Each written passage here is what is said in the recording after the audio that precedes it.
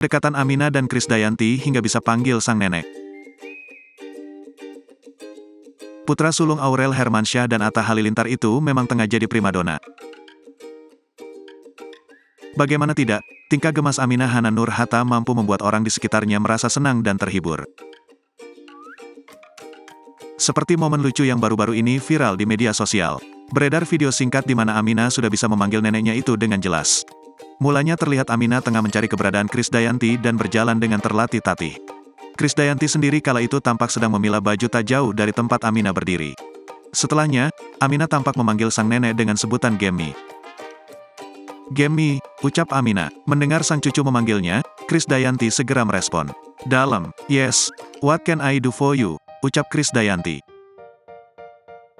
Melihat hal tersebut, banyak netizen pun terkesima dengan aksi Aminah, dan langsung membanjiri kolom komentar memuji kepintaran anak Aurel Hermansyah dan Atta Halilintar itu.